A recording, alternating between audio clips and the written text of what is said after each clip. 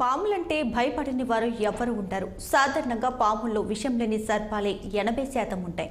అయితే పాము కరిస్తే భయంతోనూ చనిపోయేవారు ఎక్కువగానే ఉంటారు. ఆహారం దొరకని పరిస్థితిలో పొలాల నుండి గృహాల్లోకి పాములు ప్రవేశిస్తుంటాయి. వాటిని చూసి భయపడి చంపే ప్రయత్నం చేస్తుంటారు జనాలు. అయితే కొంతమంది మాత్రం పాములను పట్టే వారిని పిలిపించి వాటిని సురక్షిత ప్రాంతాల్లో విడిచిపెడతారు. అలాంటి వారు అక్కడక్కడ కనిపిస్తుంటారు. కాకినాడలో శివ అనే వ్యక్తి ఎన్నో ఏళ్లుగా పాములు పడుతూ వాటిని సురక్షిత ప్రాంతాల్లో వేస్తున్నాడు. తాజాగా పట్టణ భయభ్రాంతులకు గురి చేసిన అత్యంత విషపూరితమైన రక్తపింజర పామును శివ చాకచక్యంగా పట్టుకున్నాడు. అనంతరం అటవీ ప్రాంతంలో విడిచిపెట్టాడు. పట్టణంలో తరచుగా పాములు ప్రత్యక్షమవుతుండటంతో స్థానికులు భయభ్రాంతులకు గురవుతున్నారు. పాములను పట్టేటప్పుడు ఏమాత్రం ఎమురపాటుగా ఉన్నా ప్రాణాలకు ముప్పు తప్పదని అంటున్నాడు శివ. ఇన్నేళ్ల జీవితంలో ఎన్నో పాములు పట్టానని, వాటిని పట్టుకునేటప్పుడు చాలా జాగ్రత్తలు పాటించాలని చెబుతున్నారు.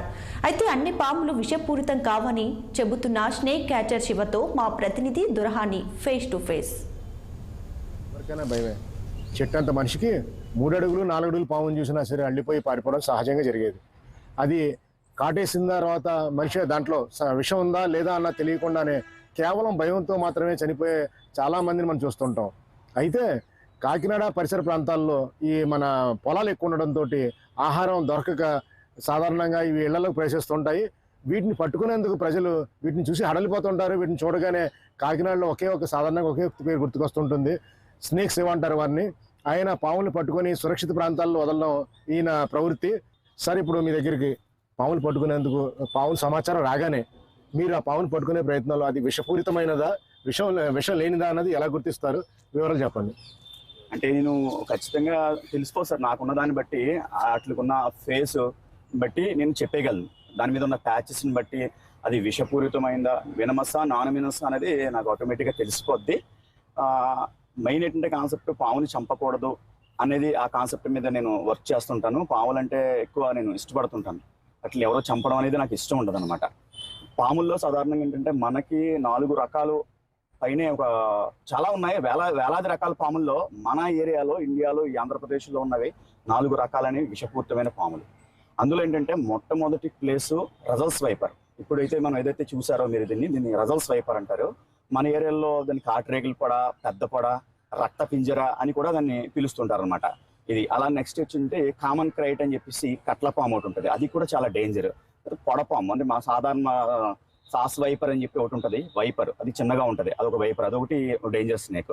ఇంకా నాజా మనం తీసుకున్న కోబ్రా, మన త్రాచు పాము, నాగు పాము అనేది పిలుస్తామో అదొకటి. ఈ 4 పాములు ప్రమాదం. అంటే కొంచెం ఏజెన్సీ ప్రాంతాల్లో ఉండే ఏంటంటే గిరినాగు అలాంటివి అంటారు కదా, మనం కింగ్ కోబ్రా అంటాం, చాలా లెంగ్దీగా ఉంటాయి కింగ్ కోబ్రా, అవి కూడా ఉన్నాయి. అది మన ఈ పట్టణ ప్రాంతాల్లో అవి తక్కువగా ఉంటాయి. ఇవి ఎక్కువ ప్రమాదకరమైన పాములు అండి. ఇప్పుడు మీరు చూసింది ఏంటంటే రజల్స్ వైపర్, ఇది చాలా ప్రమాదకరం. ఇది కరిచినప్పుడు దీని విషయం వినం అనేది నాడీ వ్యవస్థ మీద పనిచేస్తుంది. సకాలంలో మనకి వైద్యం అందకపోయినట్టయితే మనిషి చనిపోయే పరిస్థితి వస్తుంది. ఇది కూడా దీని యొక్క వినం ఏమవుతుందంటే ఊపిరితిత్తుల మీద, ఆ కిడ్నీల మీద, వాటి మీద ప్రభావం చేస్తుంది అనమాట. అంటే మనిషి బతికినప్పుడు కూడా ఒక్కొక్కసారి కొన్ని బాడీలో ఉన్న కొన్ని ఆర్గానిక్స్ పార్ట్స్ ఏవైతే ఉన్నాయో వాటి మీద ప్రభావం జీవించి అవి డ్యామేజ్ అయిపోవడం, ఒక పారాలసిస్, స్ట్రోక్ రావడం, లేదంటే ఆ ప్లేస్ అంతా కుళ్ళిపోయి జీవితాంతం ఆ ప్లేస్ అంతా పాడైపోయి అది బాధపడడం, అలాంటివి జరుగుతుంటాయి అన్నమాట ఈ పాము వల్ల. పాములు అనేవి ఏంటంటే మనిషికి ఒక రకంగా ప్రతి పాము మేలు చేసేదే. ఎందుకు అనుకుంటే పొలాలు ఉన్నాయి, ఈరోజు రైతు బతుకుతున్నాడంటే పూర్వం ఆ పాము ఎంతో ఉపయోగకరంగా ఉండేది.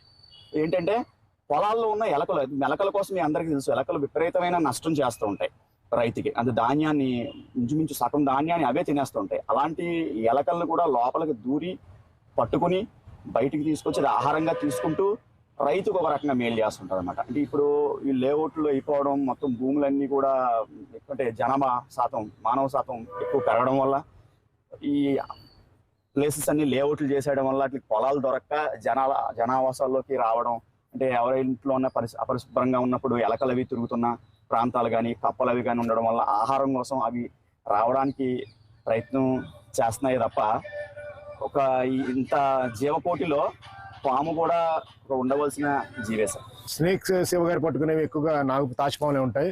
కానీ ఇప్పుడు పట్టుకున్న పాము చూస్తే కనుక రక్త పింజర, రజల్ వైపర్, ఇది అత్యంత దీని కొరలు చూసామంటే మనం మీరు వీడియోలు స్పష్టంగా చూడొచ్చు ఎంత దారుణంగా ఉన్నాయంటే.